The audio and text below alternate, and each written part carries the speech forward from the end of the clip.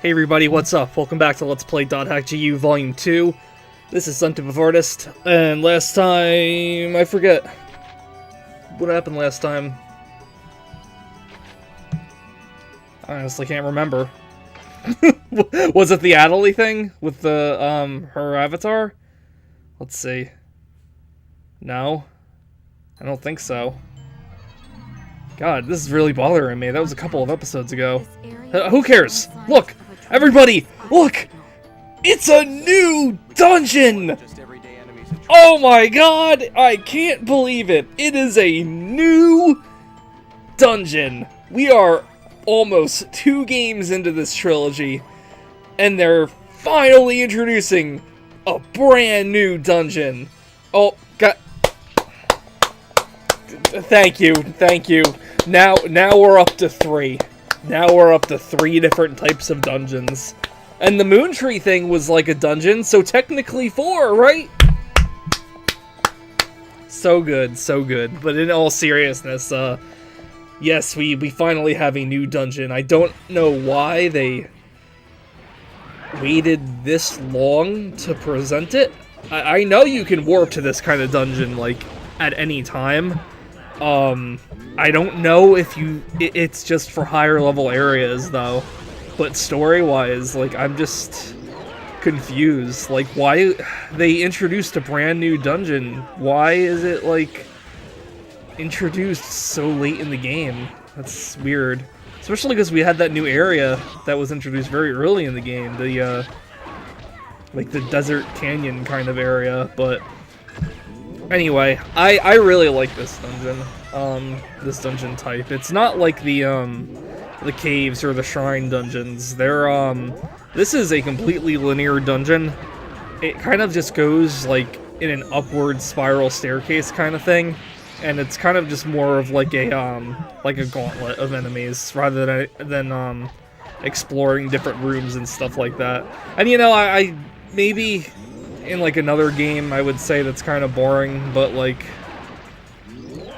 at this point, while playing through .hack.gu, I kind of do want to start wrapping things up, and, like, when there's an entire other game to go through, I kind of welcome the fact that there is, like, a type of area that it's just, like, a straight shot to the end, and I don't really have to worry about exploring too much. I mean, granted...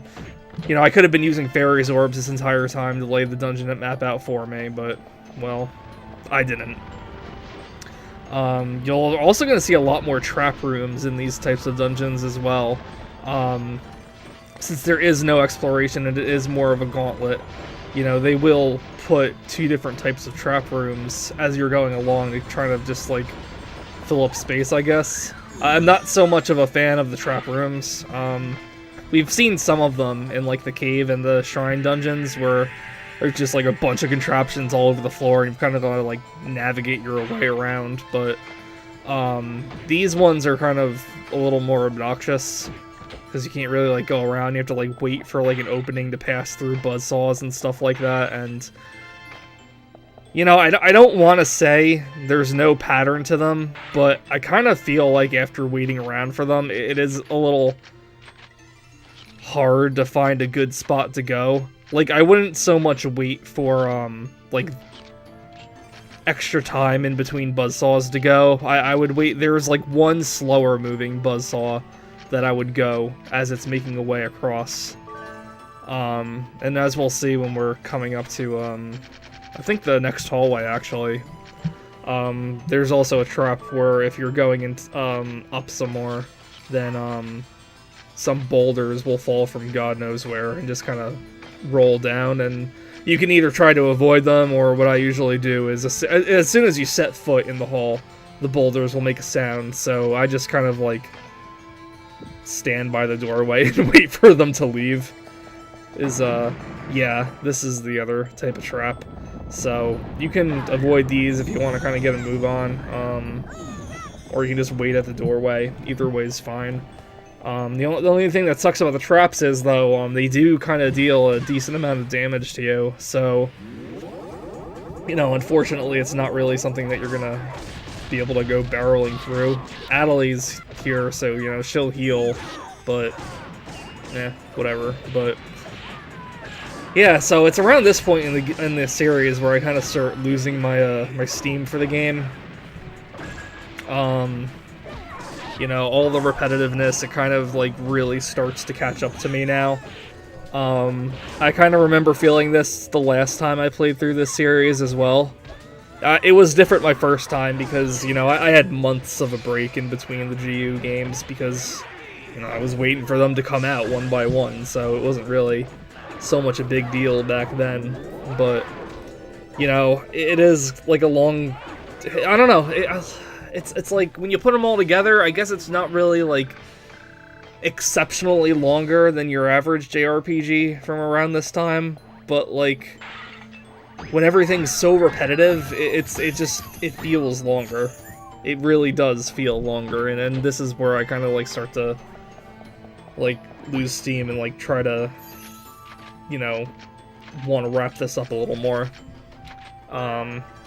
We're coming up to the last boss within several episodes, I think. What are we at now? 41? What do I have for the last boss episode? Let's see.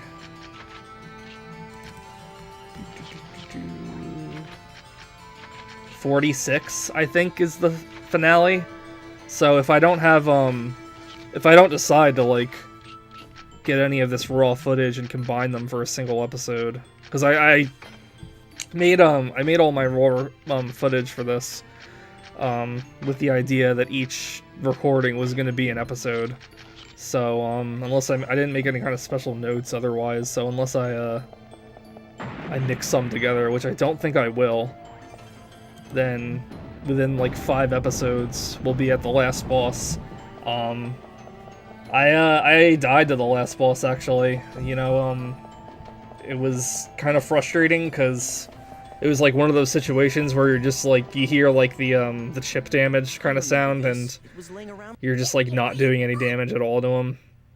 And he has some big healing opportunities if you don't really take advantage of them and try to like counter them. So it just got to a point where it's like, it not only was like taking a long time, despite trying my best, I just flat out died. So I had to do some level grinding for it, and I think around that point I kind of just figured, you know, I think I've had my fill of GU, and it stopped being fun for me. Because believe it or not, I was actually having fun with the game. I complain about it all the time, but like, it was still fun in like a relaxing, repetitive way. Because like, you know, I don't know, you hear, when you listen to like a lot of reviews of stuff online and everything like that, like you kind of get the impression that like, you know, the perfect way to make something great is to do it fresh and different, like no one's ever done before. And it's like, yeah, that's all well and good, but you know, it's not always a bad thing to just have like something else that's already been done before. You know, that's so weird for me to say now after criticizing all of the tropes that GU borrows from, but, you know, at the end of the game, you know, if dot hack's repetitive, it's repetitive. It's just like the repetitive and the length of the games combined just kind of gets there, but, you know, that being said, you know, GU is still like a fun game to play. It's shallow in like its battle system, but it's still like satisfying to do. You know, I don't know about other people. I personally like, it's one of those RPGs where I like getting into the rhythm of like managing my inventory and, you know, equipping new things to characters and like checking out their stuff and like that. And you know, the battles, I like the Rengekis a lot. I think they're really satisfying to pull off. But I don't know, like, it's... GU kind of, like, overstays its welcome with that kind of thing, though. Like, if it was, like, its own game, like, if it was just, like, one volume, or if it was, like, a shorter series or something like that, I don't think I'd be burnt out so much by it, but, you know, it's... Unfortunately, it's just too long for its own good. But, yeah, see here, you'll just end up on the map coming back to where you started, but since you're, like, at a higher elevation because you're going up, It's not like you're exactly going over to the same, what am I trying to say? The same place you started, I guess. Yeah, I also don't know why they have you, like, it's mandatory for you to kill the enemy parties, because this is, like, a completely linear dungeon, so, like, you're gonna be running into them no matter what. And the rooms are so small, I'm not even sure you'd be able to, like, avoid them, but... Okay, what was I saying before? Like, yeah, there's something about GU that just... When I get into it, it's relaxing. It's not something I, like... The gameplay-wise, anyway. Same thing with, like, the original series.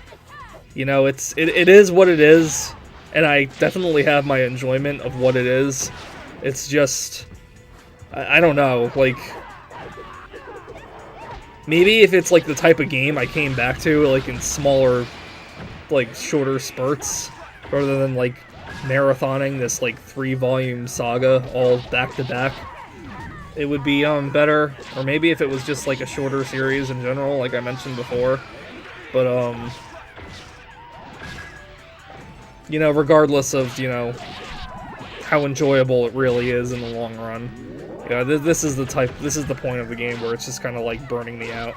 And, I don't know, it's a shame because I feel like that doesn't really give Volume 3 much of a chance to, like, you know, wow me and make me want to go on, and not to spoil anything or, like, to try to, like, make you not want to check out when I get to Volume 3, but the story definitely goes downhill from here.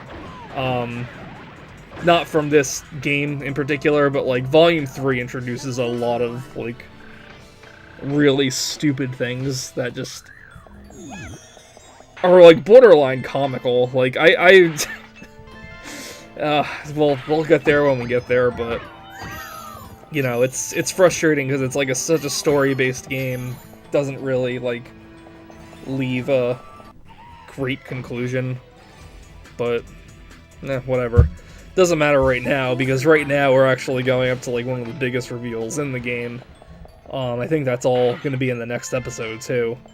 So, man, I can't wait to talk about it. And I'm also mad at it, too. Man, my feelings about Dot Hacker are so confusing. They really are. I remember, because I guess I'm just torn between, like, my excitement for what's coming up back in the day when I first played this, when I, like, really loved GU, like, no strings attached, and then years later replaying it and just, like, having the retrospect of everything and just having, like, so many problems with it, where it's like, huh, this scene actually, like, begins a whole new set of issues I have with GU, doesn't it? But I guess that's all gonna be a Volume 3 problem. Let's just enjoy Volume 2 while it's still here. I'm trying to think of, like, other situations, because, like, I don't know about, like, other people, but, like, in the past few years I've kind of become, it's kind of, like, become more normal for me to, like, while I'm playing games, to be, like, listening to other YouTube videos in the background. So, like, story-based games with voice acting, I mean, I obviously can't really do that, but, like, I don't know. Sometimes I just kind of want, like, a little bit of, like, monotony to keep my hands busy while I'm, like, listening to something else. So, like, in RPGs where you just have to, like, grind a bunch and stuff like that, it kind of sucks that if you, like, have to do it, but at the same time, I am kind of, like, relaxed and content while doing it, since I'm listening to something else in the background. It's weird. I don't know how, like, many other people are like that. Like, I couldn't do that with GU because I tried to have, like, nothing else on my computer running while I was actually recording the footage. So maybe that's another reason why I'm being, like, if it seems like I'm, like, extra harsh with GU for this playthrough than I normally would have been, but yeah, I don't know. This is the kind of game where it's just, like, I'd like to just play the game and just skip all the story stuff. Because it's weird, because when I was going to do, like, the extra leveling up for the final boss, you know, when you're going to areas on your own, it's almost feels like a completely different game, because you're not being interrupted with, like, story stuff that has no importance whatsoever, and you're not all these dungeons are supposed to be randomized and everything, but I feel like most of the story ones you go to are like set paths. When you go to like random areas, you never know what you're gonna get. You'll find items that you've never even seen in the game before. You'll find like enemies you haven't seen in the game before. You'll find a bunch of stuff that I don't know if I would say it gives it enough variety to like justify all of the monotony that GU's brung so far, but you know, it's interesting because it's like, look at all this other stuff in the game. Like, it makes me want to like go back to that one idea I had like way long ago where it's like, instead of providing us with all these training areas, why don't they just do a better job of like having the story areas like be at a higher level, and when you go to select it, you see that higher level, and you can decide like how much you want to level up in separate areas. Because like there are people out there that I'm sure would like the challenge of like, you know, constantly going to story areas where enemies are like 5 levels higher than you. And there are some people that may just want to play the game and, you know, be at that equal area so they can just level up until then. Or there might be people where it's like, alright, maybe it's a good idea just to do a little bit of leveling up and just, you know, raise your level a little bit. The new area will still be with monsters that are a little bit stronger than you, but you can still like take them out fairly competently. You know, I wish it did more stuff like that, because I don't know, maybe it's also just because I'm not doing all of the extra stuff in GU, like with the Vital Vista campaigns and stuff like that. But I remember the random area factor being like a lot more important in the original series. You know, I guess there's no real reason you would have to go there other than for side stuff, but I don't know, I found the side stuff in the first series more worth it. Like, you'd have to go to random areas to find food for your grunties. Because back then, instead of like the steam bike, you actually rode grunties in races instead, and you would ride them around the fields for different effects. So it was like the steam bike before the steam bike. But you'd have to like feed them food since they were a baby and kind of like raise them up, and there would be some food that you just wouldn't encounter when you were normally playing the game. So you'd have to go to random areas to try to like, or if not random areas, then like select your own area for your own keywords to like actually find some of this food. So that was one thing. I